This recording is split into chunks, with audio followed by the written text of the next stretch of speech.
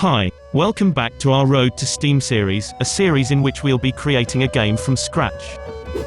Previously on our HEUSS Dev Diaries, we implemented our combat UI into the game. In today's episode, we set our eyes on 2020 and what it has in store for HEUSS.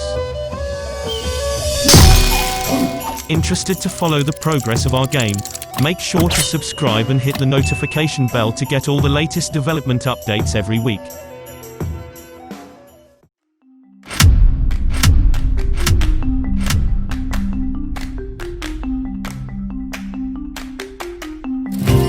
It's been a while, but we're finally back with some exquisite HEUSSian delights. During our holiday break, we took the time to get a bird's eye view of our project to rectify some of its shortcomings. Based on your feedback and our personal playtests, we updated multiple aspects of the game to secure a strong foundation for what's to come next in 2020. Here's what it looks like now.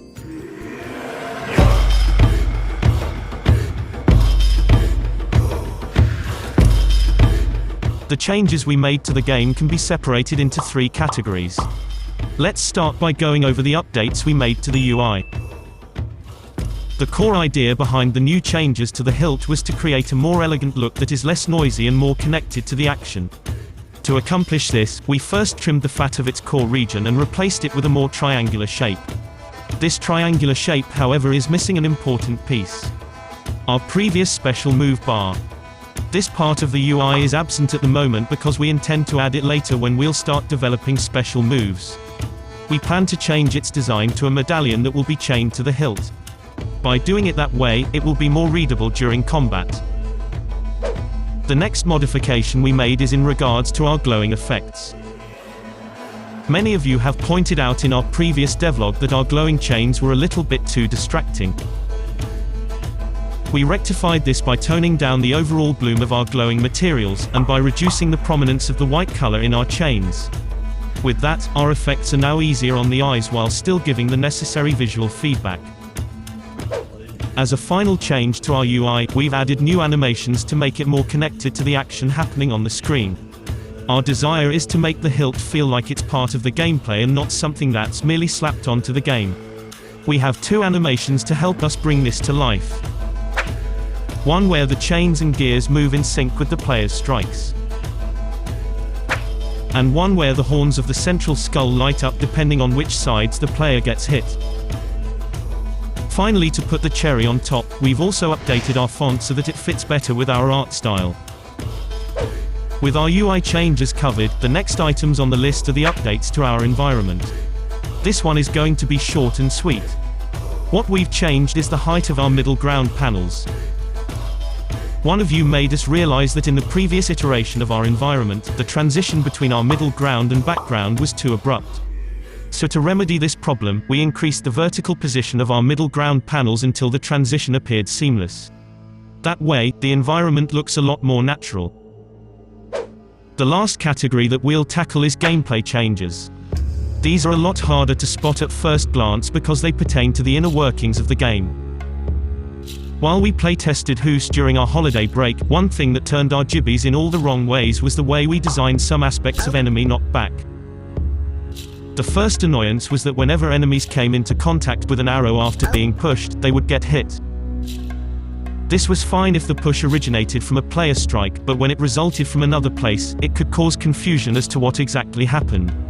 With a fast-paced game like HEUSS, a confusing situation like this is a big no-no as it can negatively affect your split decision-making. To easily fix this, we decided that enemies can only be hit by arrows from behind if they were pushed by a player strike beforehand. With that out of the way, the other thing that bothered us in our playtest sessions is the area push that happens on an enemy's death. This feature dates back to our second devlog. It was originally implemented to allow the player to better tackle groups of enemies. By itself, it worked as intended. However, when we paired it with the slow motion effect we added later on, the game became too easy.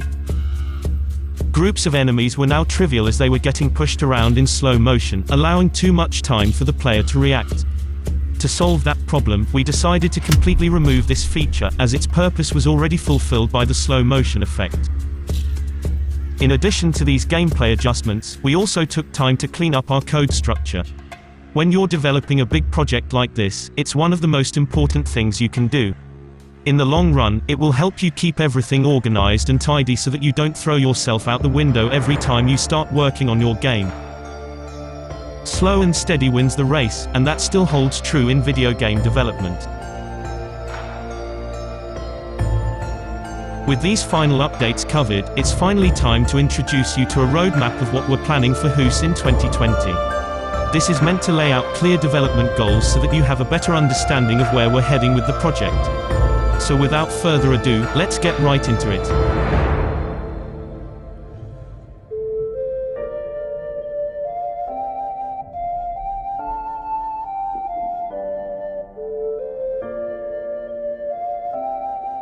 Our ultimate goal for 2020 is to get a fully fledged demo of the game into your hands.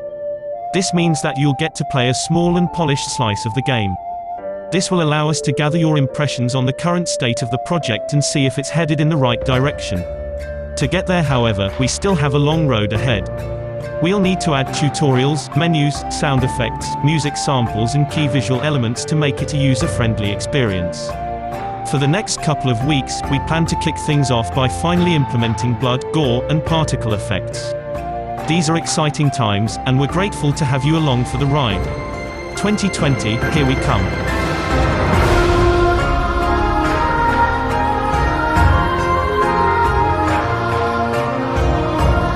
Stay tuned for our next episode where we'll add arrow deflects to the game. Make sure to like, comment and subscribe, and we'll see you next week with a new episode of our Road to Steam series.